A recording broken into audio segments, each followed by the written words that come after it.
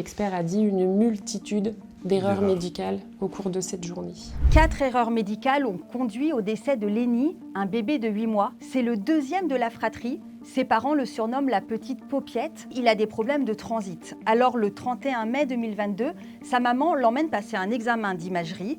Il a besoin pour cela d'avoir une injection d'un produit à base d'iode. Mais quand sa maman va récupérer Lénie, elle dit qu'elle le retrouve comme inanimé, comme léthargique. Il était comme un pantin, il était incapable de se mouvoir, comme si j'avais un pantin dans les bras. Les soignants lui disent de ne pas s'inquiéter, que Lénie peut rentrer à la maison.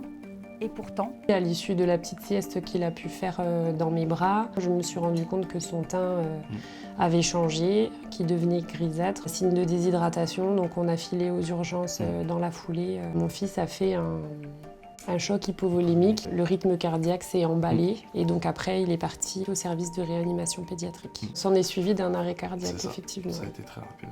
Le rendez-vous avait lieu à 10h et il est décédé après 17h. Le rapport d'un expert indépendant que nous avons pu consulter va pointer 4 erreurs qui ont été fatales à l'enfant. La première, c'est une intoxication à l'iode. Lénie a reçu une dose 6 fois supérieure aux valeurs les plus élevées.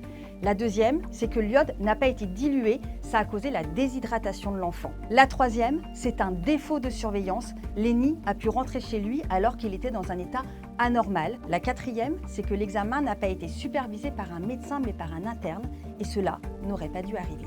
On espère avoir des réponses et aujourd'hui on se bat avec une assurance, donc même pas avec l'hôpital. Pour évaluer la souffrance de Lénie, on se base sur une échelle qui va de 0 à 7 et c'est ça en fait qui va déterminer le montant des indemnités perçues par la famille. L'expert indépendant a évalué la souffrance de Lénie à 7 sur 7, ce qui correspond à un montant évalué entre 50 et 80 000 euros.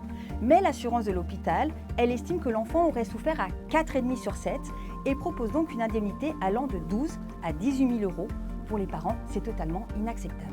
Ils veulent négocier là-dessus et c'est juste manquer de respect finalement à ce qui s'est passé à notre enfant et puis c'est comme s'il le tuait plusieurs fois en fait. On négocie en fait la mort d'un enfant ou en tout cas d'une personne à travers des chiffres.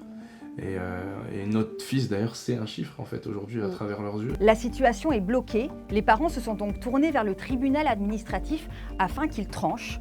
Ils envisagent aussi de déposer plainte et espèrent un jour un procès pour Lénie.